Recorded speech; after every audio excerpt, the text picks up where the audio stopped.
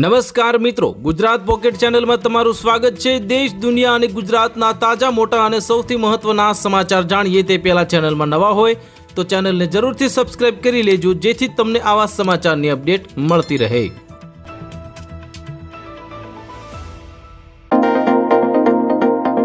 એક મોટો નિર્ણય લેતા ગુજરાત સરકારે ધોરણ 9 થી 12 ના વિદ્યાર્થીઓ માટે શ્રીમદ ભાગવત ગીતા ફરજિયાત બનાવી છે।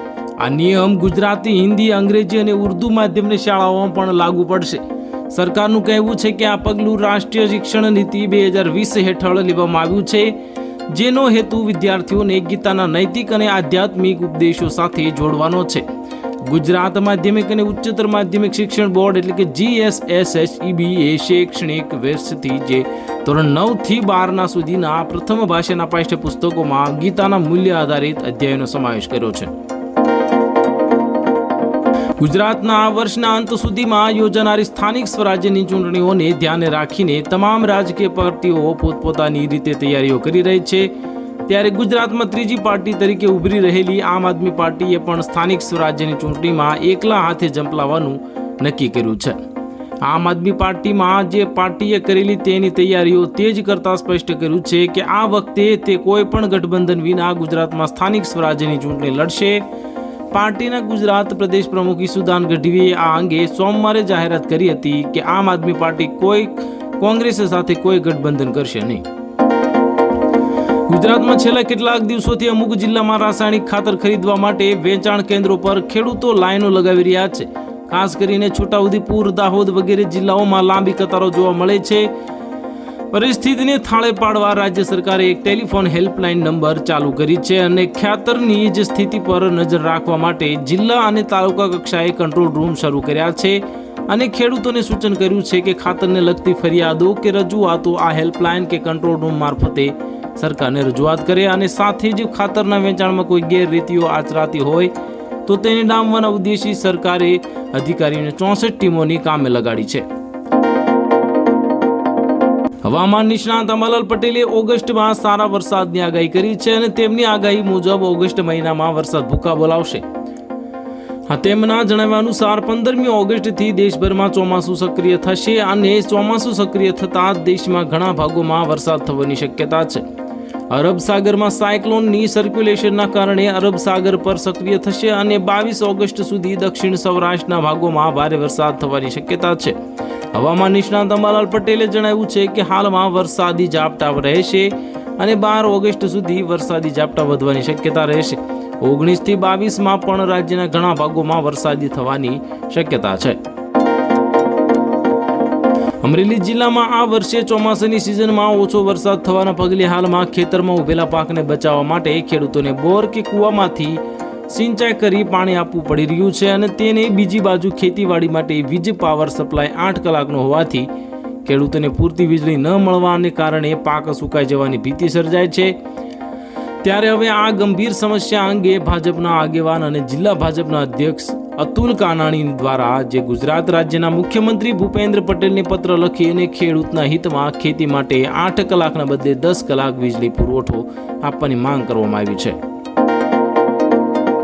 રિઝર્વ બેંકની MPC બેઠકમાં પરિણામો આવી ગયા છે અને ગવર્નર જનરલ સંજય મલ્હોત્રાએ તેમના વિશે માહિતી આપતા કહ્યું હતું કે આ વખતે રેપો રેટમાં કોઈ ફેરફાર કરવામાં આવ્યો નથી, એટલે કે વ્યાજ દર યથાવત રાખવામાં આવ્યા છે અને છેલ્લી સતત 3 બેઠકોમાં કેન્દ્રીય બેંકે રેપો રેટમાં ઘટાડો કરવાની જાહેરાત કરી હતી અને હાલમાં તે ઘટીને 5.50% થઈ ગયો છે। આનાથી સ્પષ્ટ થાય છે કે તમારી જે લોનના EMI પર કોઈ અસર થશે નહીં અને તે ઘટશે નહીં કે તમારો બોજ વધશે નહીં। MPC બેઠકના પરિણામોની જાહેરાત કરતા જ રિઝર્વ બેંક ઓફ ઇન્ડિયાના ગવર્નરે કહ્યું હતું કે તહેવારોની મોસમ આર્થિક પ્રવૃત્તિઓ માટે ખાસ છે, પરંતુ અમેરિકા અને ભારત વચ્ચેના ટેરિફ અંગે હજુ પણ અનિશ્ચિતતા છે। સહકાર જે રક્ષાબંધન પહેલા જ કેન્દ્ર કર્મચારીઓને મોટી ભેટ આપી શકે છે અને એવો અંદાજ છે કે જુલાઈ ડિસેમ્બર 2025ના સમયગાળા માટે મોંઘવારી ભથ્થામાં 3% વધારો થઈ શકે છે। આ સાથે જ તે હવે વર્તમાન 55%થી વધીને 58% થઈ છે। સામાન્ય રીતે સરકાર વર્ષમાં 2 વાર મોંઘવારી ભથ્થા સુધારો કરે છે, જેની સત્તાવાર જાહેરાત પછીથી કરવામાં આવે છે।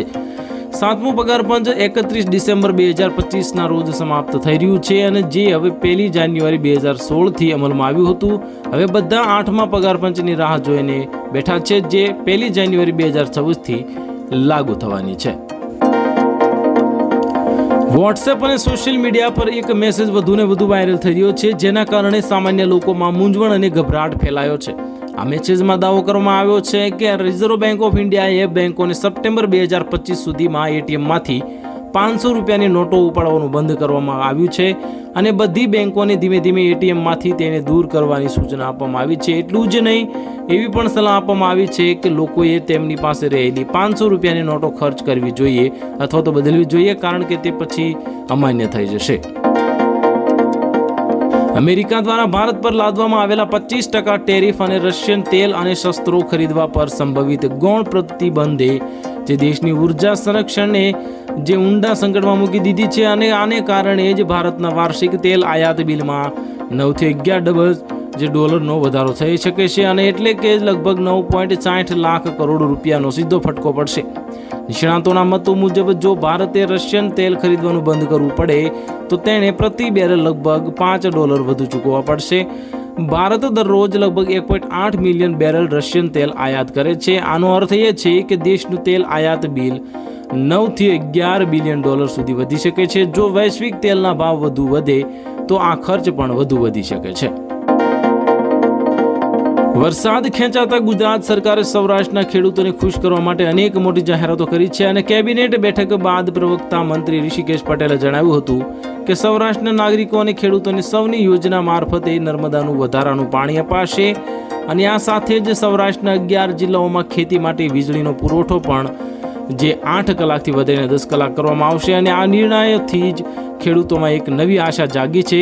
પરંતુ આ જાહેરાતોના અમલની કોઈ સ્પષ્ટ તારીખ કે સમયગાળો ન આપતા સરકારની નીતિ પર અનેક સવાલો ઊભા થયા છે.